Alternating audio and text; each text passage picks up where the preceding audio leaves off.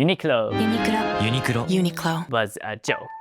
At least that is what many of us in Japan used to feel about wearing it. Which might sound strange to say, because now UNIQLO is everywhere. It's simple, clean, affordable, and in many countries, people see it as a reliable Japanese brand. But in Japan, it was not always like that. There were even Japanese words that captured this feeling. Unibare is one of them that meant people found out you were wearing UNIQLO. I remember feeling this clearly when I was young. One day, a girl in my class pointed out someone's fleece and said something like, "Guys who wear UNIQLO are unfashionable." It was a little cruel. But at that age, kids often say exactly what they think. So why did Japanese people feel UNIQLO was uncool in the first place? To understand why UNIQLO felt so uncool for us, we need to look at the item that made UNIQLO famous in Japan, the fleece.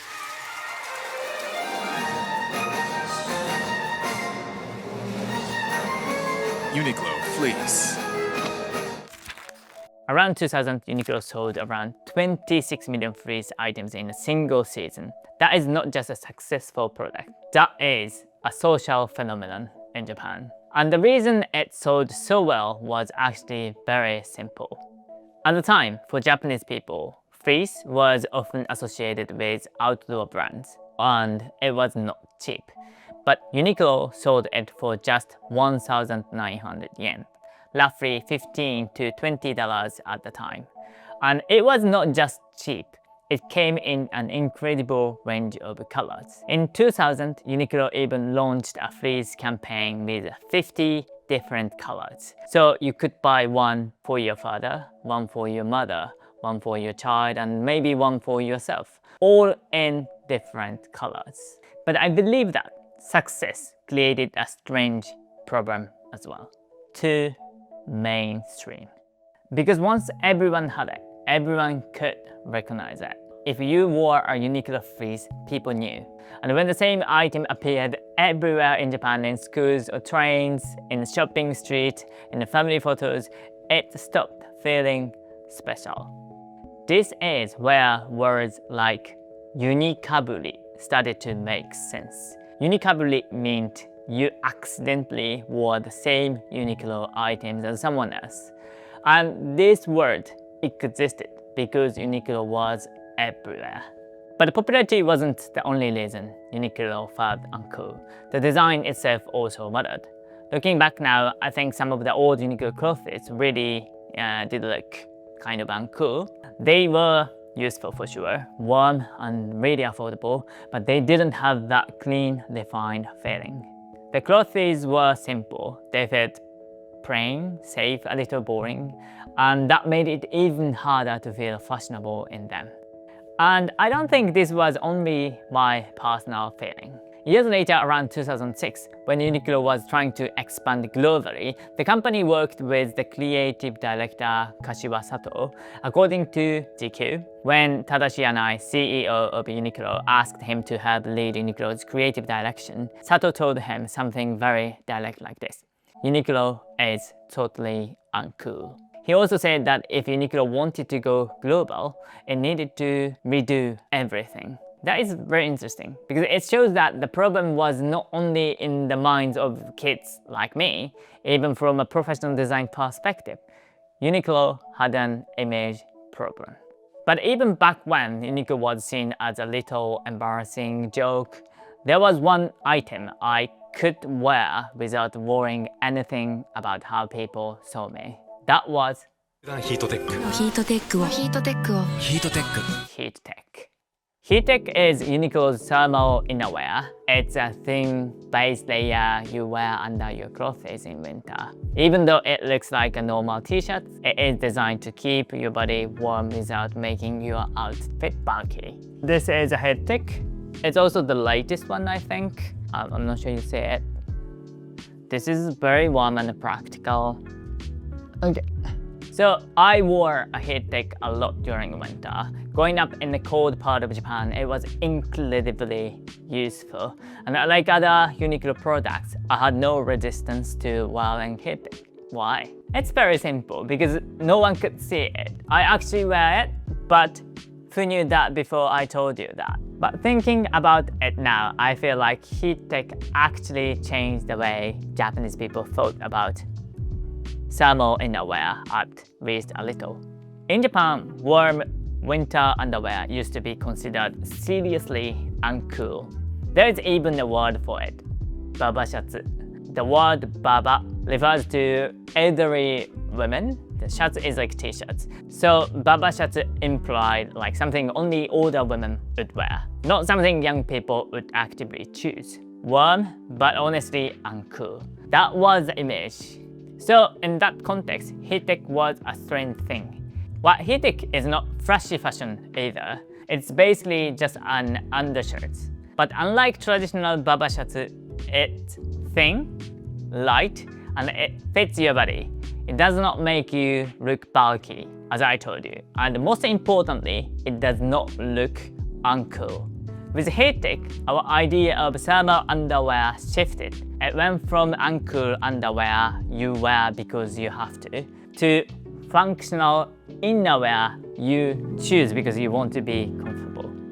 一方、この女性が必需品というのが、はい、この超極暖ってやつはマジであったかいので、今年もまたもう一着買う予定でいます。HEATTECH was launched in 23, then they kept improving it.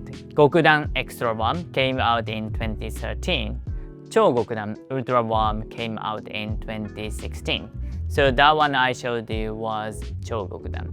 So HEATTECH was not just a one-hit product. It kept evolving alongside with the Japanese people live through winter. So what happened to Japanese people when a product evolves like that for 20 years? Almost all of my underwear is from UNIQLO. Of course, I cannot draw my conclusion just from my own box. But in 2024, UNIQLO conducted a large-scale survey of 15,000 people. The result, 65% of Japanese people say they wear UNIQLO innerwear every single day. And this number stayed similar across generations, from teenager to people in their 40s. To me, that shows UNIQLO has become, almost like a daily essential for Japanese people, closer to a household item than a fashion brand. But as anyone familiar with Japan knows, we have 4 very distinct seasons, which means no matter how good HEATTECH is, in summer, it becomes completely useless. So, UNIQLO came up with a product based on that exact opposite idea. And that's what we Japanese people end up wearing every day in the summer. エアリズムの T シャツ Airism. Airism is UNIQLO's summer innerwear. It's a thin, smooth base layer designed to keep your skin feeling dry and comfortable in hot and humid weather. Okay, so this is this is Airism. I'm not sure you see it. So it's very thin, and I think you can even see my face. Yeah? Alright. So if HEATTECH was designed to solve the problem of cold, Airism was designed to solve the problems to heat and humidity. Sweat, that stucky feeling, clothes clinging to your skin. Airism was made to reduce all those small summer discomforts. So before we even noticed, UNIQLO had quietly become a brand Japanese people needed. At the very least, it had become the common ground, something fashionable people and unfashionable people both wear in summer and winter.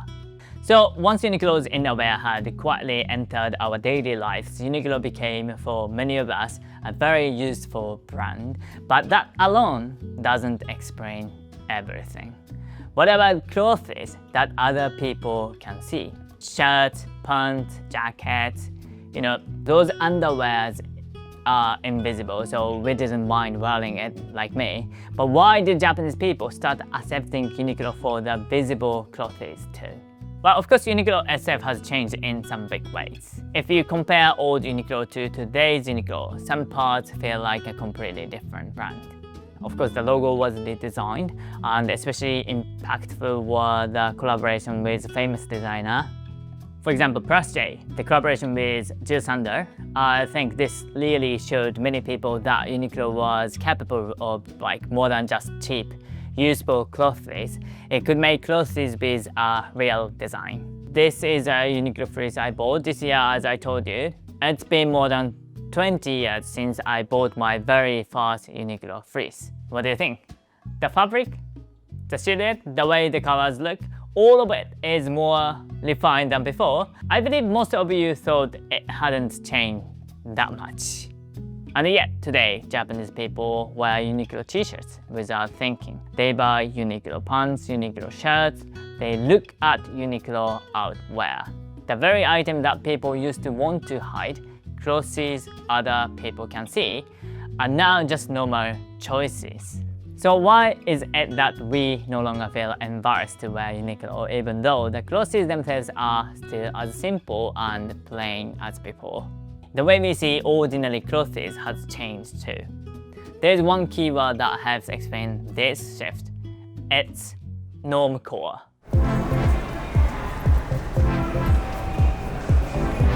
Normcore is simply put the style of intentionally wearing, ordinary clothes. Not flashy logos, not bold designs, but t-shirts, jeans, and plain shirts. It's about consciously choosing to look normal. This term became a major topic in the fashion world around 2014. But the Japanese sensibility in the 90s and 2000s was different from this. Back then, which brand you were wearing mattered far more than it does now. Like Ape, Undercover, Supreme, Stussy. But of course, not everyone wore brands. But your clothes needed some kind of a sign, something that said, I chose this carefree, or this is from a trendy brand, a logo, a brand name, a fashionable shape, a slightly bold design. Those were the signals that you were someone who cares about clothes. In that value system, Uniqlo was at a serious disadvantage because Uniqlo clothes do not assert themselves. The logo is not loud, the design is not strong. Anyone can wear them, anyone can buy them, which made it easy to look like you were just wearing something safe. It's more like Uniqlo's ordinariness. Something it had, always had, finally became something the era was ready to accept. You can see this shift in how Japanese fashion magazines treat Uniqlo. When I was a student, I used to buy fashion magazines a lot. I remember Uniqlo products almost never showed up in them. Well, of course, sometimes not, but it's not a popular choice. But today in Japan, you can find fashion magazines featuring Uniqlo and even entire books about how to coordinate Uniqlo outfits.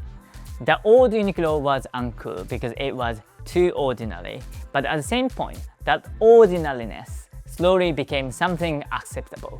And now we have arrived at why bother buying expensive brands. Uniqlo is fine, right? There's one more chain that often gets overlooked, and that is the simple fact that we now see Uniqlo's clothes more often. So what happens when you go to Uniqlo that often? You start looking at the other clothes. This sounds like a small thing, but I think it was actually huge. But these days my eyes naturally go to the other clothes too. In fact, something I go to Uniqlo to buy regular clothes and pick up underwear on the way out. So in other words, Uniqlo quietly transformed in my mind from the place I buy underwear into a place I just go to look at clothes. But here is the interesting part. A lot of Japanese people were also wearing Uniqlo back then. Do you remember? That is why the words like Unicabri even existed. So both the old Uniqlo and today's Uniqlo are brands everyone wears. But the meaning of that has completely flipped. Back then, because everyone wore it, it became uncool. Today, because everyone wears it, it had just become normal. There was one more question from that survey I found really interesting. Is Uniqlo casual wear or fashion wear? What percentage do you think came back? The answer was 93% casual wear, 7% fashion wear. UNIQLO has a concept they call life wear. Simply put, it's not clothing for special occasions. It's clothing designed to make daily life a little better. UNIQLO officially describes life wear as simple yet high quality and everyday clothing designed from real life needs and continuously evolving. And for Japanese people today, I believe UNIQLO has become something very close to that life wear idea. What's more, UNIQLO is now easy to access. The UNIQLO of my memory was a suburban, store along a highway. The kind of place you went to on weekends with your family in the car. But these days, especially in Tokyo, UNIQLO is right next to train stations. Some stores are inside station buildings. You can drop in casually after work or while running, errands. For example, imagine someone who does not usually pay much attention to clothes. Tomorrow, they suddenly have a date, meeting someone they matched with on a dating app for the first time. They need something a little nicer, but they do not know where to go. They don't want to buy expensive clothes. In that situation, they stop by UNIQLO near the train station after work. They look at shirts, they look at pants, they look at jackets, they pick up some socks and innerwear too, maybe. And before you know it, they have a complete outfit that, at the very least, will not embarrass them. What was once the brand you didn't want to be caught wearing has, at some point, quietly become the life wear that supports our daily lives in Japan. And this kind of shift is not unique to UNIQLO. Japan has many things that look famous or really cool from the outside, but are seen completely differently from the inside by Japanese people themselves. So for members of this channel, I have prepared an additional video alongside this one. In that video, I talk about things that were a little harder to say in the main video, how I actually use UNIQLO in my own life, my honest complaints, and the real everyday distance I feel with the brand as a Japanese person. If you're not yet a member, don't worry, please check out my other videos to discover Japan more. Alright, so thanks so much for watching. See you in the next video.